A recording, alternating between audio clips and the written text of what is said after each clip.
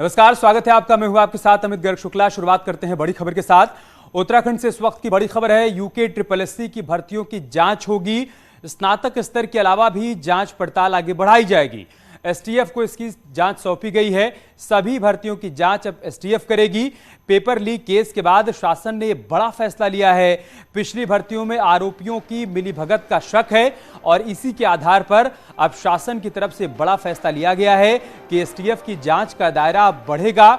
मतलब यह है कि यूके SSSC की भर्तियों की जांच का आदेश दिया गया है शासन की तरफ से। इसके तहत स्नातक स्तर के अलावा भी जांच पड़ताल को आगे बढ़ाया जाएगा और इस जांच की जिम्मेदारी भी एसटीएफ को सौंपी गई है। मतलब एसटीएफ के लिए काम अब और बढ़ गया है, जांच का दायरा और बढ़ाना होगा। पेपर लीक केस के बाद शासन ने अब यह फैसला लिया है और पिछली भर्तियों में आरोपियों की मिलीभगत का शक है, उसी के आधार पर यह फैसला लिया गया।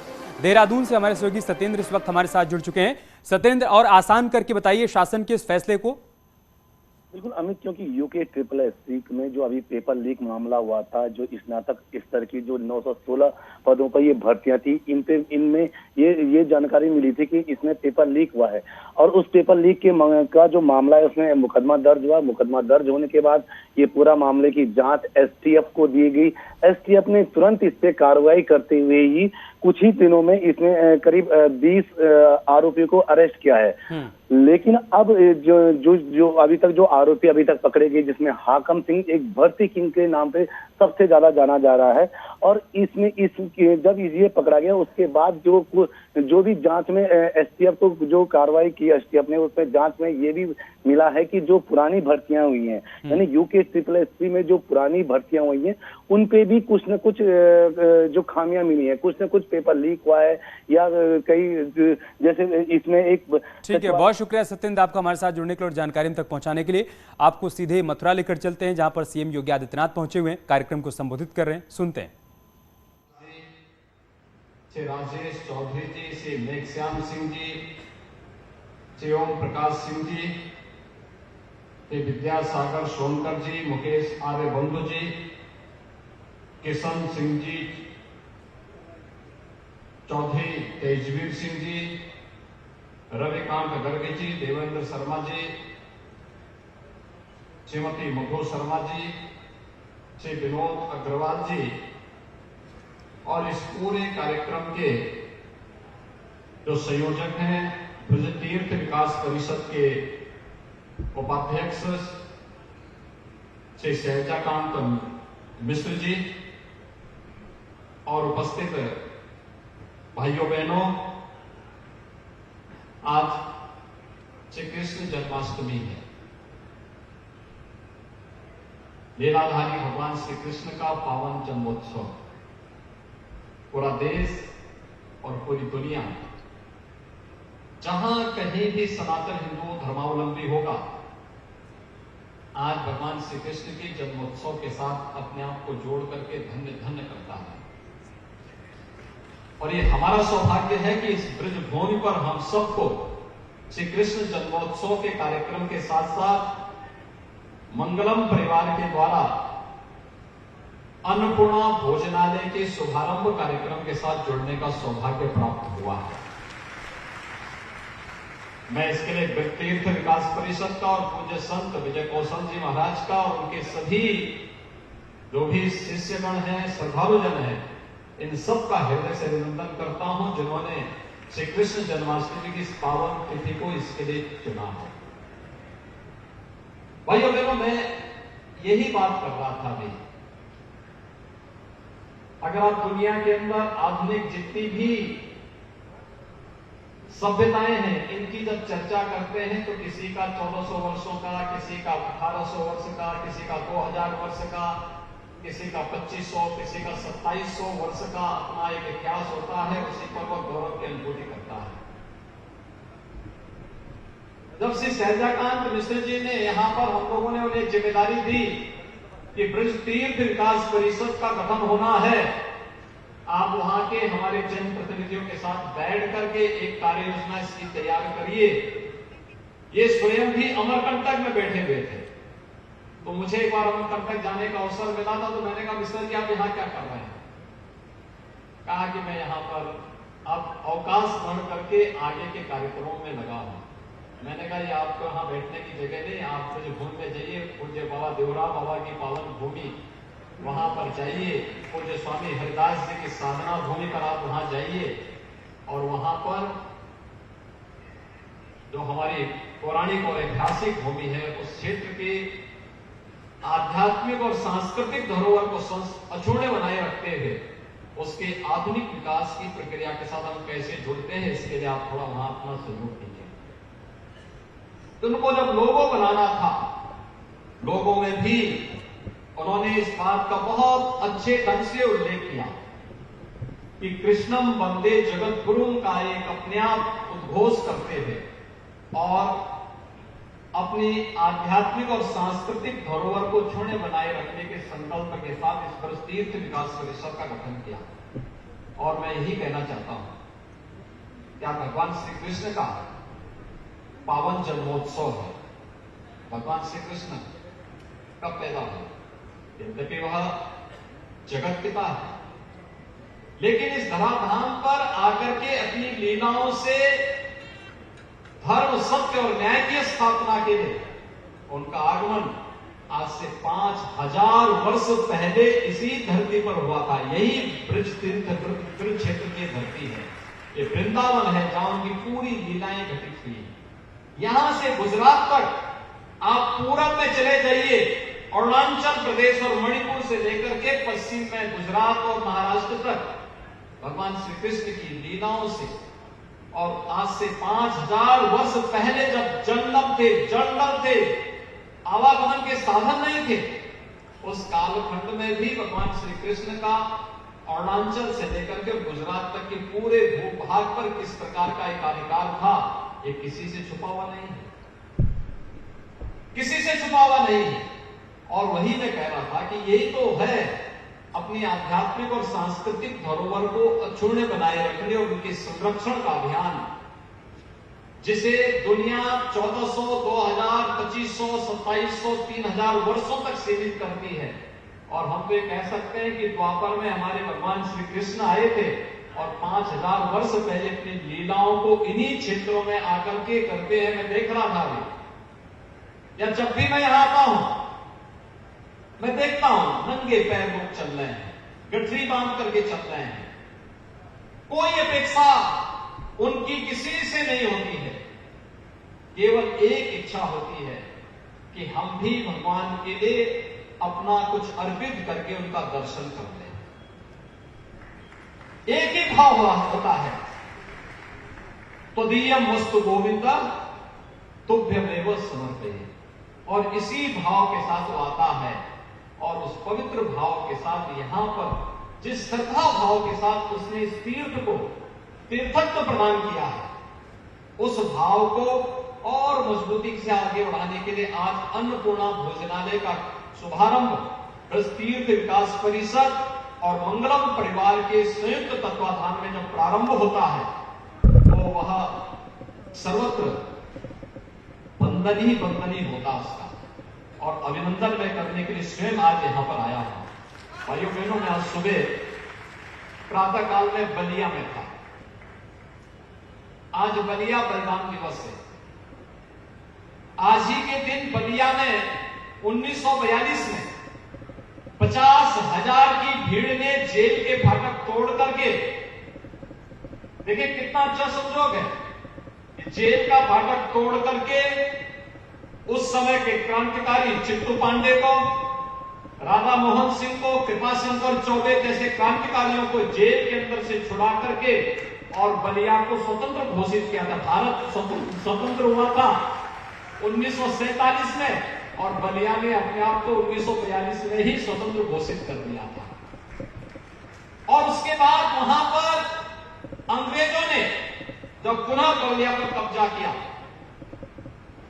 तो बड़ी क्रूरता ढाई थी, दर्जनों गांव में आग लगा दी थी, 84 लोग अंग्रेजों की गोलियों से भून दिए गए थे। लेकिन बलिया कभी पीछे नहीं हटा, वो क्रांति की लौ निरंतर जलती रही। जब मुझे 2 महीने पहले पूज्य संत विजय कौशल जी महाराज ने अन्नपूर्णा भोजनालय के बारे में अवगत कराया मैंने कहा मैं जरूर आऊंगा।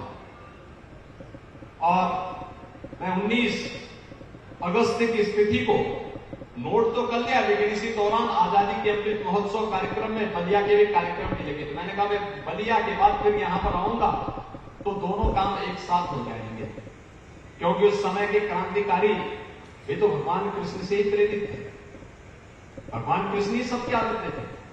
आज हम जो कुछ भी करते हैं, परित्राणाय साधुनाम विनाशाय च दुष्कृताम, तो उसके पीछे भगवान की ही वाणी है, भगवान का ही मंत्र है, उन्हीं का आदेश है और उन्हीं का उपदेश भी है। और उसी उपदेश पर प्रेरणा लेकर के आज हम सब यहाँ पर उपस्थित हुए हैं। मैं इस अवसर पर ब्रजतीर्थ विकास परिषद की समग्र विकास की जो व्यापक कार्य योजना यहाँ के जनप्रतिनिधियों के साथ मिलकर के ब्रजतीर्थ विकास परिषद लेकर के चल रहा है, वो एक समग्र विकास की है। यहाँ का आध्यात्मिक विकास भी, यहाँ का सांस्कृतिक विकास भी और आधुनिक विकास के इस मॉडल के रूप में प्रस्तुत करना जो आज की आवश्यकता है। हम कहीं पिछड़ न जाए। आपने देखा होगा प्रधानमंत्री मोदी जी भारत की इसी आध्यात्मिक और सांस्कृतिक विरासत को वैश्विक मंच पर किस रूप में लेकर के जा रहे हैं। योग को विश्व योग दिवस के रूप में स्थापित करना, 21 जून की तिथि विश्व योग के दिवस के रूप में पूरी दुनिया के सामने आ जा चुकी है। कुंभ, प्रयागराज कुंभ, यूनेस्को ने उसे विश्व की एक सांस्कृतिक धरोहर के रूप में, मानवता की सांस्कृतिक धरोहर के रूप में मान्यता दी। और यही नहीं, विगत वर्ष तो हमें वृंदावन के वैष्णव कुंभ को भी आयोजित करने का सौभाग्य प्राप्त हुआ था। देखिए राधे रानी की क्या कृपा थी। इन पूज्य संतों के सानिध्य में जब यहां पर वृंदावन का वैष्णव कुंभ संपन्न हो रहा था, कोरोना की आहट थी दुनिया के अंदर, और जिस दिन तक यहां पर पूज्य संतों की उपस्थिति में राधे रानी की कृपा से, यमुना महारानी की कृपा से, जिस दिन तक पूज्य संतों का वैष्णव कुंभ था, तब तक उत्तर प्रदेश में कहीं भी कोरोना नहीं था। और जैसे ही संतों के कैंप उठे, उसके बाद कोरोना की आहट आती गई। और आपने देखा होगा उसके बाद कितनी भीषण संक्रमण इस महामारी की फैलते हुए दिखाई दी थी। लेकिन हम लोग, ईश्वर की कृपा थी, आप सबका सहयोग था, हम लोगों ने कोरोना महामारी को भी नियंत्रित किया, बेहतर प्रबंधन करने का प्रयास किया और आज हम लोग इसको लगभग नियंत्रित कर चुके हैं। लेकिन सावधानी और सतर्कता अत्यंत आवश्यक है। आज उत्तर प्रदेश एक नई दिशा की ओर आगे बढ़ रहा है। काशी में काशी विश्वनाथ धाम, आपने देखा होगा अकेले सावन के महीने में 1 करोड़ श्रद्धालु काशी में गए थे, काशी विश्वनाथ धाम दर्शन करने के लिए। एक महीने में 1 करोड़ श्रद्धालु। और यही नहीं, अयोध्या में भगवान श्री राम की जन्मभूमि बनने के साथ ही अयोध्या भी अब एक बार फिर से हमें त्रेता युग की याद को स्मरण कराती है। आज मथुरा, वृंदावन, बरसाना, गोकुल, बलदेव, गोवर्धन, राधा कुंड, ये जितने भी हमारे पवित्र धाम हैं, तीर्थ हैं, इन सब के समग्र विकास के साथ साथ इनके आध्यात्मिक और सांस्कृतिक धरोहर को सुरक्षित करने के लिए सरकार निरंतर प्रयास कर रही है, निरंतर उसके लिए लगी हुई है। पूज्य संतों के सानिध्य में हम सबको सफलता प्राप्त हो, आज यही प्रार्थना करने के लिए मैं यहां पर आया हूं। मां के बिहारी की कृपा हम सब पर बनी रहे, उत्तर प्रदेश वासियों पर, देशवासियों पर बनी रहे और हम एक अच्छी दिशा में, सकारात्मक दिशा में अपने देश के लिए, अपने धर्म के लिए और देश और प्रदेश की जनता के कल्याण के हित के बारे में सोचते रहें, उनके लिए कार्य करते रहें। इस विश्वास के साथ श्री कृष्ण जन्मोत्सव की आप सबको मैं हृदय से बधाई देता हूं, आप सबको मैं हृदय से अभिनंदन करता हूं और यही बांके बिहारी से प्रार्थना करता हूं कि इनकी कृपा हम सब पर सदैव बनी रहे, हम लोक कल्याण के लिए अपने आप को समर्पित भाव के साथ आगे बढ़ा सकें। इस भाव के साथ मैं मंगलम परिवार को अन्नपूर्णा भोजनालय के कार्यक्रम को यहां पर सफलतापूर्वक संचालन करने के लिए हृदय से अभिनंदन करते हुए अपनी अग्रिम शुभकामनाएं भी देता हूं, बधाई भी देता हूं और विश्वास करता हूं कि हम सब मिलकर के इस पवित्र धाम को और भी पवित्रतम स्तर पर ले जाकर के आम जन की भावनाओं को सम्मान दे सके, उनकी आस्था को नई ऊंचाइयां प्रदान कर सके। इस अवसर पर हमारे जितने भी पूज्य संतजन आए हैं, हरिद्वार से हमारे आचार्य बालकृष्ण जी आए हैं, पूज्य संतों की उपस्थिति, मुझे उनका स्वागत करने का सौभाग्य प्राप्त हुआ। इन सभी पूज्य संतों का मैं इस अवसर पर हृदय से अभिनंदन करता हूं। श्री कृष्ण जन्मोत्सव की हृदय से बधाई और शुभकामनाएं आप सबको देते हुए अपनी वाणी को यहीं पर विराम देते हुए आप सबको एक बार फिर से आप मेरे साथ बोलेंगे, बोले वृंदावन बिहारी लाल की, भारत माता की, भारत माता की, भारत माता की।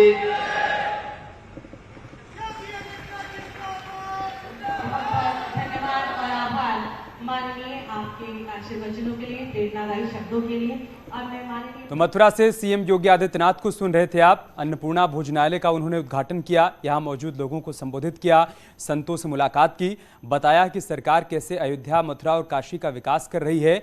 साथ ही साथ आज अपने बलिया दौरे का भी जिक्र किया। उन्होंने कहा कि आज बलिया बलिदान दिवस है, वहां उस कार्यक्रम में शामिल होने के बाद मैं सीधा मथुरा भगवान कृष्ण की नगरी आया हूं और आज शाम को कृष्ण जन्मोत्सव कार्यक्रम में भी सीएम योगी आदित्यनाथ शामिल होंगे। लेकिन उससे पहले अन्नपूर्णा कैंटीन का उद्घाटन करने के बाद यहां मौजूद लोगों को संबोधित करते हुए तमाम बातों का उन्होंने जिक्र किया।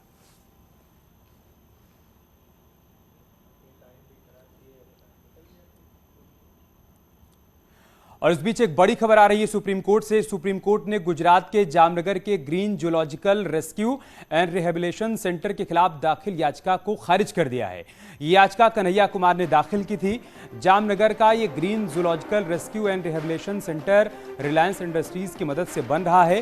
कोर्ट ने अपने आदेश में स्पष्ट किया है कि green zoological rescue and rehabilitation centre एक चिड़ियाघर और पंजीकृत रेस्क्यू सेंटर है, जिसकी इजाजत देने में केंद्रीय चिड़ियाघर प्राधिकरण ने किसी भी तरह की कोई कानूनी गलती नहीं की है। ऐसा नहीं लगता कि याचिकाकर्ता ने जनहित याचिका दाखिल करने से पहले पर्याप्त रिसर्च की है। कोर्ट ने याचिकाकर्ता को फटकार लगाते हुए कहा कि वो खुद भी इस फील्ड के विशेषज्ञ नहीं हैं और उन्होंने सिर्फ न्यूज रिपोर्ट के आधार पर याचिका दाखिल की है। ये न्यूज रिपोर्ट भी किसी विशेषज्ञ ने तैयार नहीं की है, इसमें अदालत के दखल देने का कोई आधार नहीं बनता है।